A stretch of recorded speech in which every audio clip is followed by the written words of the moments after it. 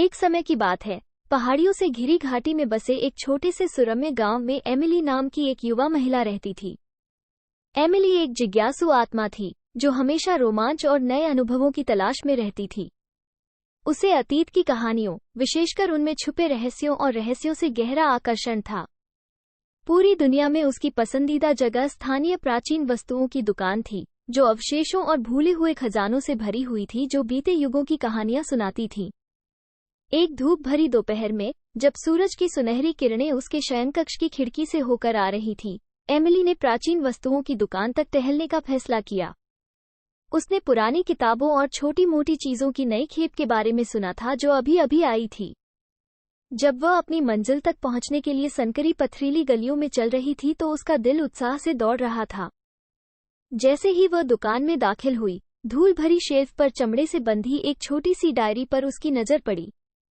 ये घिसा पिटा और पुराना लग रहा था। इसके पन्ने किसी लंबे समय से भूले हुए व्यक्ति की लिखी बातों से भरे हुए थे।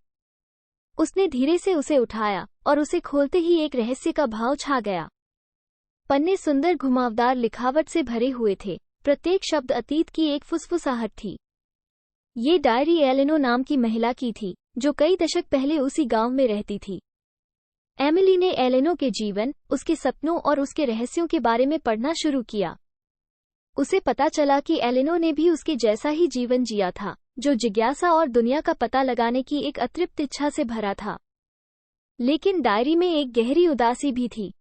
एलेनो ने एक दुखद दुर्घटना में अपने प्यार, विलियम नाम के एक युवक को खो दिया था। एमिली कहानी से मंत्रमुग्ध हो गई, और जितना अधिक उसने पढ़ा, उतना ही अधिक उसे एलेनो की आत्मा से जुड़ाव महसूस हुआ। ऐसा लग रहा था मानो वे समय के साथ बिछुड़े हुए आत्मीय प्राणी हों। डायरी एक ऐसा पुल बन गई जिसने बीते दशकों को पार करते हुए उनके जीवन को जोड़ा। अगले कुछ दिनों में एमिली एलेनो की कहानी की दीवानी हो गई। उसने विलियम के इस लंबे समय से भूले हुए प्यार के बारे में और अधिक जानने की उम्मीद में गांव के इतिहास पर शोध किया। उसने स्थानीय कब्रिस्तान का दौरा किया और विलियम की कब्र देखी, जो ताजे फूलों और स्थायी प्रेम की भावना से सजी हुई थी। एमिली कहानी अधूरी नहीं छोड़ सकती थी। उसने अपने दिन एलेनो और विलियम के जीवन और उनकी दुखद प्रेम कहानी के विवरण को एक साथ जोड़ने में बिताए। उसने पुरानी तस्वीरें खोजी, बुजुर्ग ग्रामीणों से बात की जिन्हें कहानी याद थी, और आखिरकार उनकी मदद से वह एक पत्र ढूंढने में कामयाब रही जो विलियम ने अपनी असामयिक मृत्यु से ठीक पहले एलेनो को लिखा था। एमिली अपने सभी निष्कर्षों के साथ प्राचीन वस्तुओं की दुकान में लौट आई और मालिक को डायरी और पत्र दिखाया, जो उसके दृढ़ संकल्प और दृढ़ता से चकित था। उसने उसे डायरी बेचने की पेशकश की, लेकिन एमिली ने मना कर दिया। इसके बजाय उन्होंने इसे स्थानीय संग्रहालय को दान कर दिया, जहां इसे आने वाली पीढ़ियों के लिए संरक्षित किया जाएगा। भूली हुई डायरी एक स्थानीय किंवदंती बन गई, और एमिली के इतिहास के प्रति प्रेम और अतीत को उजागर करने की उसकी खोज ने उसे गांव में एक प्रिय व्यक्ति में बदल दिया।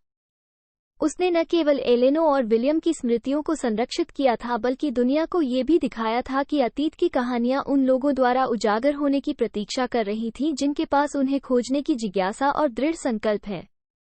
और इसलिए उस छोटे, सुरम्य गांव के बीचों बीच एमिली की अपनी कहानी अतीत की कहानियों के साथ गुंथी हुई है, जो हर किसी को याद दिलाती है कि अतीत को वास्तव में तब तक नहीं भुलाया जा सकता जब तक ऐसे लोग हैं जो याद रखने के इच्छुक हैं।